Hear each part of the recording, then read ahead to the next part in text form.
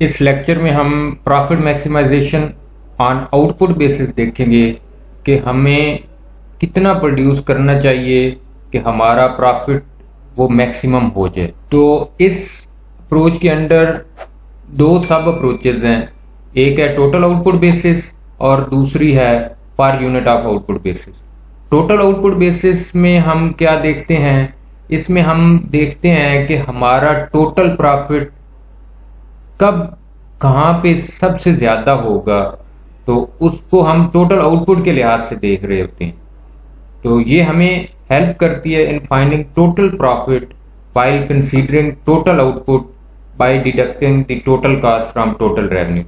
तो जहाँ पे टोटल रेवेन्यू और टोटल कास्ट का डिफरेंस मैक्सिमम होता है, हमारा प्रॉफिट वहाँ पे सबसे ज्यादा होगा। और वो वाला पॉइंट या वो वाला आउटपुट लेवल एक फार्मर के लिए या एक प्रोड्यूसर के लिए वो profit maximising level of output होगा। तो इसमें हम टोटल रेवेन्यू में से टोटल कास्ट को माइनस करते हैं। टोटल रेवेन्यू वो आउटपुट यानी y into price of y यानी पी वाई पर यूनिट प्राइस ऑफ आउटपुट, उसके साथ मल्टीप्लाई जब हम करते हैं तो टोटल रेवेन्यू आ जाता है। टोटल कास्ट वो इनपुट को उसकी पर यूनिट प्राइस से मल्टीप्लाई करने से आ जाती है। तो इन दोनों का डिफरेंस जहाँ पे सबसे ज्यादा होता है वो वाला आउटपुट लेवल हमारा profit maximising level of output होगा। ये हमारे पास एक न्यूमेरिकल एग्जांपल है। आप अज्यूम कर लें कि प्राइस ऑफ इनपुट $4 के बराबर है और प्राइस ऑफ आउटपुट $3 के बराबर है। तो हम टोटल आउटपुट की बेसिस पे टोटल रेवेन्यू फाइंड करेंगे और टोटल कास्ट। तो जहाँ पे इन दोनों का डिफरेंस सबसे ज्यादा होगा वो वाला पॉइंट हमारा मैक्सिमम प्रॉफिट वाला होगा। तो ये टोटल कास्ट आ जाएगी जब हम x को px के साथ मल्टीप्लाई करेंगे, और ये टोटल रेवेन्यू आ जाएगा जब हम y को py से मल्टीप्लाई करेंगे। तो जब हम इन दोनों का डिफरेंस निकालेंगे तो हमारे पास टोटल प्रॉफिट आ जाएगा। तो आप देख सकते हैं टोटल प्रॉफिट यहाँ पे सबसे ज्यादा है, यानी इसमें से हमने इसको माइनस किया तो टोटल प्रॉफिट सबसे ज्यादा यहाँ पे है जहाँ पे टोटल आउटपुट 11 यूनिट्स है। इसके अलावा आप कोई भी आउटपुट लेवल देख लें, वहां पे जो टोटल प्रॉफिट है वो मैक्सिमम नहीं है। तो 11 पे हमारा प्रॉफिट सबसे ज्यादा है जो कि $17 बनता है। अब हम इसको ग्राफिकली अगर देखना चाहें तो हम आउटपुट को हॉरिजॉन्टल एक्सिस पे लेते हैं और रेवेन्यूज और कास्ट को वर्टिकल एक्सिस पे लेंगे। हमने देखा था कि मार्जिनल रेवेन्यू प्रोडक्ट वो मार्जिनल प्रोडक्ट की तरह की उसकी शेप होती है। तो लेकिन मार्जिनल रेवेन्यू या टोटल रेवेन्यू प्रोडक्ट और टोटल रेवेन्यू में जो डिफरेंस है वो ये है कि टोटल रेवेन्यू प्रोडक्ट जो है वो पहले बढ़ता है फिर कम होता है एक मैक्सिमम लेवल पे पहुंचने के बाद, लेकिन जो टोटल रेवेन्यू है वो अपवर्ड स्लोपिंग स्ट्रेट लाइन है। उसकी वजह ये है कि टोटल रेवेन्यू प्रोडक्ट होता है इनपुट के लिहाज से मिलने वाली आउटपुट की वैल्यू। तो वो आउटपुट चाहे आप खुद कंज्यूम करें, उसको जहां भी रखें, अभी बेचा नहीं है, लेकिन जब हम बेचने के लिए लेके जाते हैं तो फिर वो टोटल रेवेन्यू बन जाता है। टोटल रेवेन्यू और टोटल रेवेन्यू प्रोडक्ट का फार्मूला तो वही है y इंटू पी वाई, लेकिन टोटल रेवेन्यू प्रोडक्ट है आउटपुट की value even if it is not sold. लेकिन जब हम हमारे पास फर्ज करें आउटपुट के 11 यूनिट्स आए हैं, तो अगर हम कुछ भी नहीं बेचेंगे तो हमें पैसे नहीं मिलेंगे, लेकिन उसकी वैल्यू $33 है। अगर हम 1 यूनिट बेचेंगे तो $3, 2 बेचेंगे तो 6, 3 बेचेंगे तो $9, 4 बेचेंगे तो $12 और इसी तरह 11 बेचेंगे तो $33 हमें तब मिलेंगे। पहले जब वो फार्म पे या घर पे पड़ी रहेगी वो टोटल रेवेन्यू प्रोडक्ट है, जब हम उसको मार्केट में बेच देते हैं तो उससे जो मिलने वाले पैसे हैं वो टोटल रेवेन्यू होता है। तो टोटल रेवेन्यू की जो फॉर्म है, जो ग्राफ है, वो अपवर्ड स्लोपिंग स्ट्रेट लाइन है। हमने टोटल कास्ट को पहले भी देखा था। तो टोटल कास्ट ये आप देख रहे हैं, ये टोटल कास्ट कर्व है। तो पहले ये तेजी से बढ़ता है, फिर ऐसा से, और फिर ये ऊपर जा रहा है, आप देख रहे हैं। तो हमने ग्राफिकली देखना हमारा प्रॉफिट सबसे ज्यादा कहाँ पे होगा। तो जहां पे इन दोनों के दरमियान वर्टिकल डिस्टेंस मैक्सिमम होगा वहां पे हमारा प्रॉफिट सबसे ज्यादा होगा। उसके लिए हमने क्या करना है, हमने एक टेंजेंट ड्रॉ करना है जो टोटल कास्ट कर्व को कहीं पे टच करे। तो ये आप जो ब्लैक डॉटेड लाइन आप देख रहे हैं वो इसको यहाँ पे टच कर रहा है।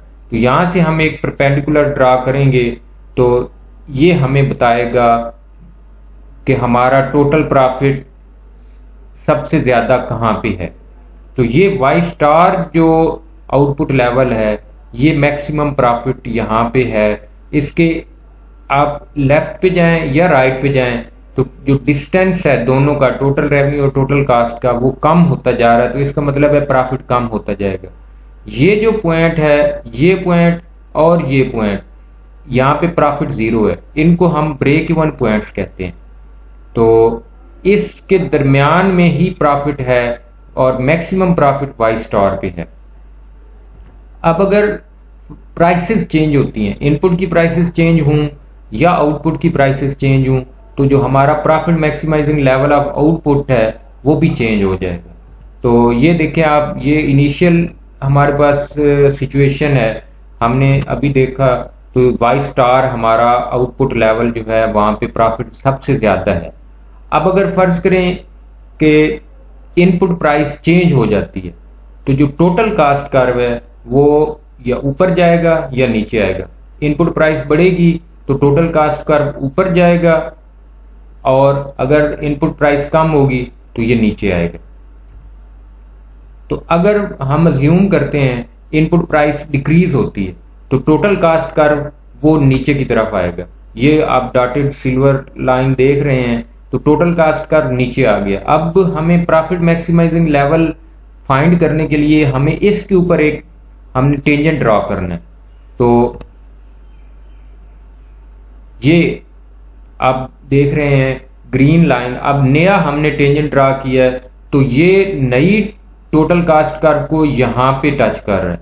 तो इसका मतलब है हमारा जो प्रॉफिट मैक्सिमाइजिंग लेवल है वो वाई डबल स्टार हो गया है। तो लेवल ऑफ आउटपुट वो ज्यादा हो गया है।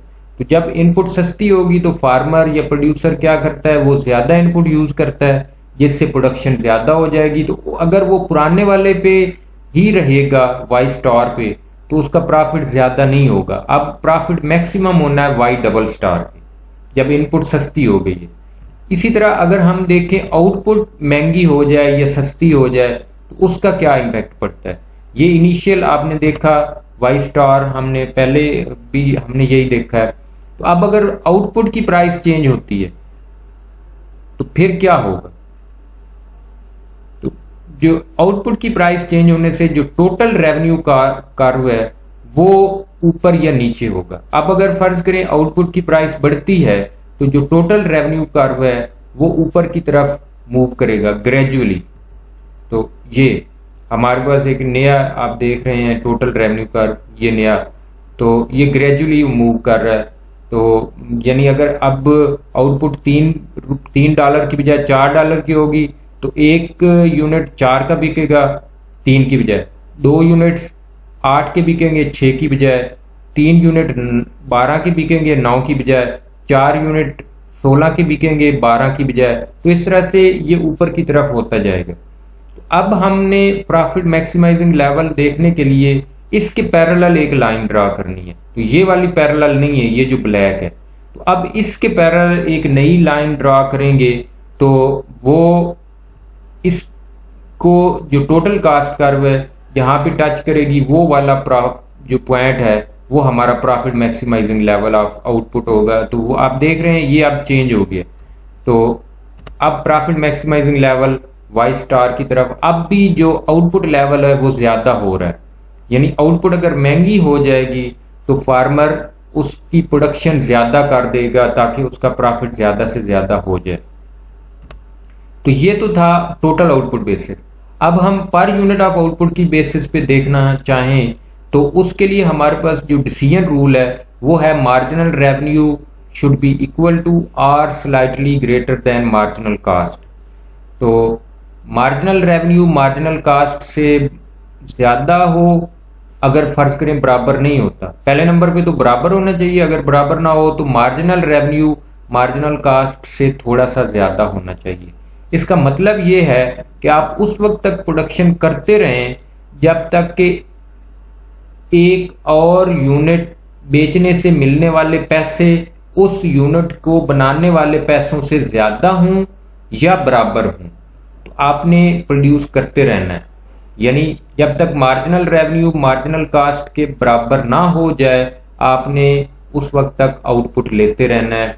तो यानी जितना खर्चा उस यूनिट के बनाने पे आ रहा है, अगर उसके बेचने से मिलने वाले पैसे ज्यादा हों तो आपने प्रोडक्शन करते रहना है हत्ता कि वो दोनों बराबर हो जाए। तो मार्जिनल रेवेन्यू का फार्मूला आप देखें, ये change in total revenue divided by change in output. जो टोटल रेवेन्यू है वो y इंटू पी वाई, तो डेल्टा हमने बाहर ले लिया, तो ये टोटल रेवेन्यू का फार्मूला है। तो ये डेल्टा y, जो डेल्टा है y के साथ मल्टीप्लाई हो जाएगा और जो पी वाई है वो अलग।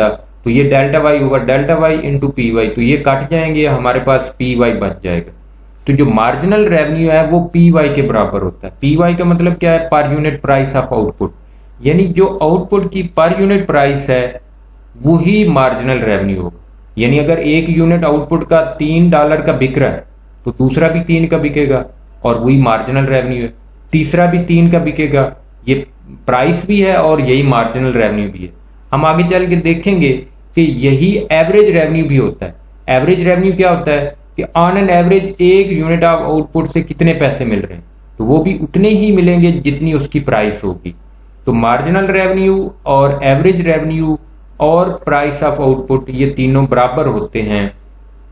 तो मार्जिनल रेवेन्यू की ये डेफिनेशन आप देख सकते हैं, additional revenue by selling one more unit of output, तो it will be equal to the price of that product. ये एक पर यूनिट प्राइस के बराबर होता है, जो तो प्राइस आपको पता है वो गिवन होती है। तो इसलिए मार्जिनल रेवेन्यू के लिए किसी कैलकुलेशन की जरूरत नहीं पड़ेगी, लेकिन अगर आप करना चाहें तो ये फार्मूला दिया हुआ है, इससे आप कैलकुलेट कर सकते हैं। तो ये है, इसको अगर हम ग्राफिकली देखना चाहें तो ये है मार्जिनल रेवेन्यू, ये स्ट्रेट लाइन है। जैसे marginal factor cost input basis में हमने देखा था, इसके अंदर जो मार्जिनल रेवेन्यू है वो स्ट्रेट लाइन होगी। यानी एक बेचेंगे 3, दूसरा बेचेंगे फिर 3, तीसरा बेचेंगे उससे भी $3, चौथे से भी $3। तो आउटपुट चाहे ज्यादा होती जाए कम होती जाए, तो जो पर यूनिट प्राइस ऑफ आउटपुट है वो कांस्टेंट रहती है, आप देख रहे हैं। अब मार्जिनल कास्ट ये क्या होती है? ये है एक और यूनिट बनाने के ऊपर आने वाला खर्चा, additional cost of producing one more unit of output. तो ये चेंज होती रहती है, it changes with output level. तो ये पहले कम होती है, फिर मिनिमम होके फिर बढ़ना शुरू हो जाती है जैसे जैसे हम आउटपुट बढ़ाते हैं, तो ये कांस्टेंट नहीं रहती। तो इसका फार्मूला ये change in total cast divided by change in output. तो इसको हम अगर देखें तो चेंज इन टोटल कास्ट क्या होती है? टोटल कास्ट होती है x इंटू पी एक्स। तो जो डेल्टा है वो x के साथ रहेगा, क्योंकि जो पी एक्स है वो गिवन होती है, वो कांस्टेंट होती है। तो delta x over delta y into P X. तो delta x over delta y ये उलट है मार्जिनल प्रोडक्ट का, क्योंकि delta y over delta x ये मार्जिनल प्रोडक्ट होता है, तो ये इसका उलट है। तो px into 1 over MPP marginal physical product, तो ये बराबर होती है price of input divided by marginal physical product. तो इसके डिफरेंट ये फार्मूले हैं, डेरिवेशन है, ये इसकी शक्ल है, आप देख सकते हैं। ये पहले कम हो रही है, फिर ये मिनिमम हो के फिर बढ़ना शुरू हो जाती है। तो जैसे जैसे y बढ़ रही है ये पहले कम होती है और फिर ये बढ़ना शुरू हो जाती है। अब ग्राफिकली अगर हम देखें कि प्रॉफिट मैक्सिमाइजेशन पर यूनिट की बेसिस पे कैसा होगा, तो ये बिल्कुल आपके सामने है। यहाँ पे हमने दोनों को कंबाइन कर दिया, मार्जिनल रेवेन्यू वाले ग्राफ को और मार्जिनल कास्ट वाले ग्राफ को। तो ये आपके सामने ये है। अब ये इस पॉइंट पे बराबर हो रहा है और इस पॉइंट पे, तो ये जो पॉइंट है ये हमारा फर्स्ट स्टेज के अंदर है। तो सेकंड स्टेज के अंदर ये वाला पॉइंट है। तो वाई स्टार जो लेवल ऑफ आउटपुट है, यहाँ पे हमारा प्रॉफिट ज्यादा से ज्यादा होगा, क्योंकि मार्जिनल रेवेन्यू और मार्जिनल कास्ट यहाँ पे बराबर हो रहे हैं। अब अगर प्राइसेस चेंज होती हैं, इनपुट की प्राइस चेंज हो या आउटपुट की प्राइस चेंज हो, तो फिर हमारा जो प्रॉफिट मैक्सिमाइजिंग लेवल है उसको क्या होगा। हम अज्यूम करते हैं कि आउटपुट की प्राइस बढ़ती है, तो आउटपुट की प्राइस बढ़ने से क्या होगा, जो हमारा मार्जिनल रेवेन्यू कर्व है, यानी प्राइस बढ़ी है ना, तो $3 की बजाय अगर ये $4 हो जाए तो $4 ऊपर होगा, तो जो हमारा मार्जिनल रेवेन्यू कर्व है वो ऊपर की तरफ चला जाएगा। तो इससे क्या होगा, अब आप देख सकते हैं कि अब जो नया मार्जिनल रेवेन्यू कर्व है उसने पुरानी जो मार्जिनल कास्ट कर्व है उसको उसको एक नए पॉइंट पे उसको वो टच कर रहा है। तो ये पॉइंट है जहां पे अब प्रॉफिट मैक्सिमम होगा। अब वाई स्टार वाला ये पुराने वाला नहीं, अब चूंकि नया बन गया है तो हमारा प्रॉफिट इस पॉइंट पे ज्यादा होगा। अब अगर इनपुट की प्राइस चेंज हो जाए, अगर इनपुट की प्राइस कम हो तो जो मार्जिनल कास्ट कर्व है वो नीचे की तरफ आएगा। आप देख रहे हैं ये जो ग्रीन लाइन है ये कब बनी है, जब इनपुट प्राइस डिक्रीज हुई है, तो अब ये नया बन गया, तो अब ये मार्जिनल रेवेन्यू को यहां पे टच कर रहा है। अब हमारा जो profit maximising level of output है वो नए पॉइंट पे चला गया है। अब अगर हम पुराने पे ऑपरेट करेंगे तो हमारा प्रॉफिट मैक्सिमम नहीं होगा। तो अब अगर हम देखना चाहें प्रॉफिट होगा कितना, ये तो हमें पता चल गया कि प्रॉफिट मैक्सिमम होता है उस पॉइंट पे जहां पे मार्जिनल रेवेन्यू मार्जिनल कास्ट के बराबर होता है, लेकिन होता कितना है तो वो आप इस ग्राफ के अंदर बड़ी आसानी से देख सकते हैं और समझ सकते हैं। तो यहाँ पे आप देख रहे हैं मार्जिनल रेवेन्यू मार्जिनल कास्ट इस पॉइंट पे बराबर हो रहे हैं, तो इसका मतलब है फार्मर इतनी आउटपुट प्रोड्यूस करेगा तो उसको उसका जो प्रॉफिट है वो ज्यादा से ज्यादा होना है, यानी वाई स्टार। तो वाई स्टार पे उसका प्रॉफिट मैक्सिमम होना है। अब होगा कितना, उसके लिए आपको पता है हमने total revenue minus total cast करनी होती है। तो उसके लिए आप देखिए हमारे पास ना टोटल रेवेन्यू है ना टोटल कास्ट है, हमारे पास मार्जिनल रेवेन्यू है और मार्जिनल कास्ट है। तो हमने पहले एवरेज कास्ट नहीं बनाई हुई थी, तो एवरेज कास्ट की शक्ल आप देख सकते हैं वो इस तरह से होती है। तो ये भी पहले कम होती है, फिर ये मिनिमम होती है और उसके बाद बढ़ना शुरू हो जाती है। तो मार्जिनल कास्ट और एवरेज कास्ट में यही रिलेशनशिप है कि मार्जिनल कास्ट एवरेज कास्ट को उस पॉइंट से क्रॉस करती है जहां पे वो मिनिमम होती है। तो ये एवरेज कास्ट हमने इसको अब इसमें डालना है, तो वो ये है ग्रीन वाली लाइन। तो अब मार्जिनल रेवेन्यू वही एवरेज रेवेन्यू भी होता है। एक और यूनिट बेचने से मिलने वाले पैसे कितने होंगे, जितनी उसकी प्राइस होगी। और एवरेज रेवेन्यू कितना होगा, फर्ज करें एक चीज 10 यूनिट हम बेचते हैं और 100 रुपए हमें या $100 मिलते हैं, तो एवरेज रेवेन्यू कितना होगा 100 डिवाइडेड बाई 10, तो 10। तो इसका मतलब क्या है, जो उसकी प्राइस होगी वही उसका एवरेज रेवेन्यू होगा। तो मार्जिनल रेवेन्यू या एवरेज रेवेन्यू, मार्जिनल रेवेन्यू तो होता है change in total revenue divided by change in output, लेकिन जो एवरेज रेवेन्यू है वो होता है total revenue divided by output. तो हमारे पास एवरेज रेवेन्यू है जो कि पी वाई है और वाई भी है, आप ये देख सकते हैं वाई स्टार, लेकिन टोटल रेवेन्यू नहीं है। तो टोटल रेवेन्यू फाइंड करना हो तो हम इसको हम कर सकते हैं। ये देखें एवरेज रेवेन्यू, तो ये बराबर होता है total revenue divided by output, और हम अगर इसको मल्टीप्लाई कर देंगे तो हमारे पास टोटल रेवेन्यू आ जाएगा, यानी एवरेज रेवेन्यू को आउटपुट के साथ मल्टीप्लाई करेंगे तो हमारा टोटल रेवेन्यू आ जाएगा। इसी तरह से जो एवरेज कास्ट है उससे हम तो ये है हमारा ये जो है हमारे ये ब्लैक वाली आप देख रहे हैं ये ब्लैक रेक्टेंगल, तो ये हो गया हमारा टोटल रेवेन्यू। क्योंकि हम क्या कर रहे हैं कि ये जो आउटपुट लेवल है वाई स्टार, इसको हमने इसके साथ मल्टीप्लाई किया, इसके साथ जब हम इसको मल्टीप्लाई करेंगे लेंथ को विड्थ के साथ, तो ये बन जाता है रेक्टेंगल का एरिया। तो ये सारा एरिया जो है ये अब टोटल रेवेन्यू है। अब हमारे पास टोटल कास्ट कहां से आनी है, वो आनी है एवरेज कास्ट से। एवरेज कास्ट का फार्मूला होता है total cast divided by output. तो हमारे पास टोटल कास्ट नहीं है, एवरेज कास्ट है और वाई है, तो जब हम इनको मल्टीप्लाई कर देंगे तो हमारे पास टोटल कास्ट आ जाएगी, यानी एवरेज कास्ट इनटू आउटपुट, तो इससे आपको टोटल कास्ट मिल जाएगी। फर्ज करें आपके एवरेज मार्क्स 4 सब्जेक्ट्स में 80 हैं, तो टोटल मार्क्स फाइंड करना आसान है। आप एवरेज को नंबर ऑफ सब्जेक्ट्स के साथ मल्टीप्लाई कर दें तो आपके टोटल 320 आ जाएंगे। तो ये भी उसी तरह से।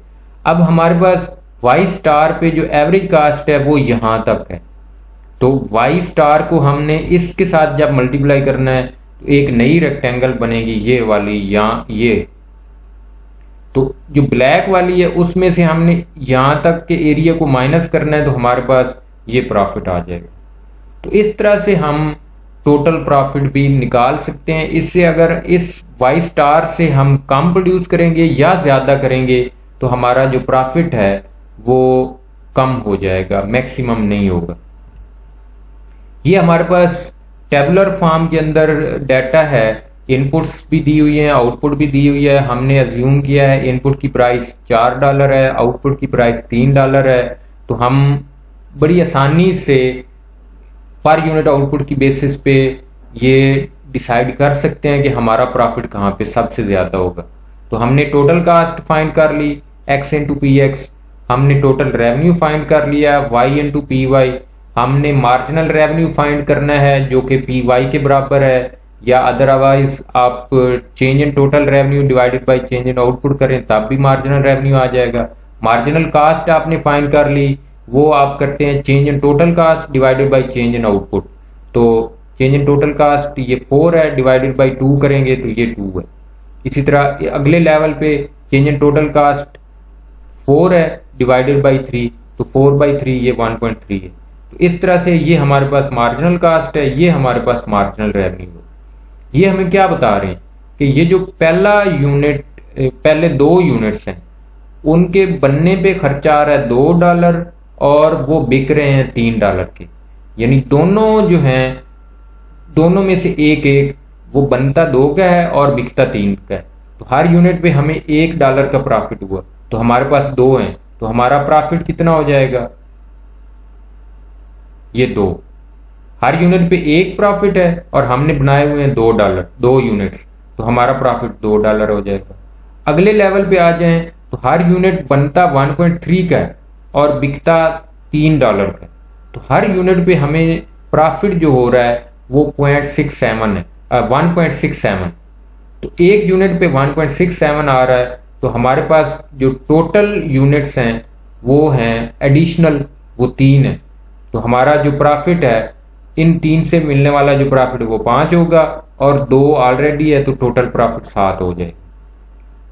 अगले जो 4 यूनिट्स हैं वो उनमें से हर एक $1 का बनता है और 3 का बिकता है। इसका मतलब है हर यूनिट पे हमें $2 का प्रॉफिट है, तो 4 पे कितना प्रॉफिट होगा, 8, तो हमारा टोटल प्रॉफिट 15 हो जाएगा। अगले जो 2 यूनिट्स हैं उनमें से हर एक $2 का बनता है और 3 का बिकता है, तो हर यूनिट पे हमें जो प्रॉफिट हो रहा है वो $1 है, तो 2 पे हमारा प्रॉफिट 2 हो जाएगा, तो हमारा जो टोटल प्रॉफिट है वो 17 हो जाएगा। अगले में आप देख लें हर यूनिट बनता 4 का है लेकिन बिकता कम 3 का है, तो इसका मतलब क्या है, मार्जिनल कास्ट अब ज्यादा हो गई, मार्जिनल रेवेन्यू कम हो गई है। तो ये एक रीजनेबल वो नहीं है प्रोडक्शन प्रोसेस यहाँ पे अगर हम जाएं, क्योंकि जो चीज है वो बन $4 की रही है और बिक 3 की रही है, तो आप इधर नहीं जाएंगे, तो आपने यहां पे स्टॉप कर जाना है इस पॉइंट पे, यानी 11 पे। तो हमारा प्रॉफिट आप देख सकते हैं $1 कम हो जाएगा 16। आप और आगे जाते हैं तो आपकी जो मार्जिनल कास्ट है -4 है, यानी ये इसमें 2 चीजें हैं कि एक तो आउटपुट कम हुई है, आउटपुट कम होने की वजह से ये देखिए 12 की बजाय 11, तो आपको $3 का इधर नुकसान हुआ, और आपने जो इनपुट डाली 5 से 6 किया तो आपको $4 और देने पड़े, तो जो टोटल आपका खर्चा है वो $7 है। तो आपके ये -7 हैं, तो जो पहले 16 थे उसमें से 7 निकालेंगे तो आपका प्रॉफिट $9 बच जाएगा। तो यही एक पॉइंट है जहां पे आपका प्रॉफिट सबसे ज्यादा होगा। आप देख सकते हैं इसी तरह की जो वैल्यूज हैं यहाँ पे भी हैं, लेकिन हमने इसको नहीं लेना क्योंकि ये फर्स्ट स्टेज के अंदर है, अभी आपने काम शुरू किया है, तो आपने आगे देखना है कि आपको यहाँ पे सबसे ज़्यादा प्रॉफिट मिलेगा। अदरवाइज आपको प्रॉफिट जो आपका है वो मैक्सिमाइज नहीं होगा, और ये सिर्फ उस पॉइंट पे होगा जहाँ पे मार्जिनल रेवेन्यू और मार्जिनल कास्ट बराबर होंगे, या अगर वो बराबर नहीं है तो मार्जिनल रेवेन्यू थोड़ा सा ज़्यादा होगा मार्जिनल कास्ट से।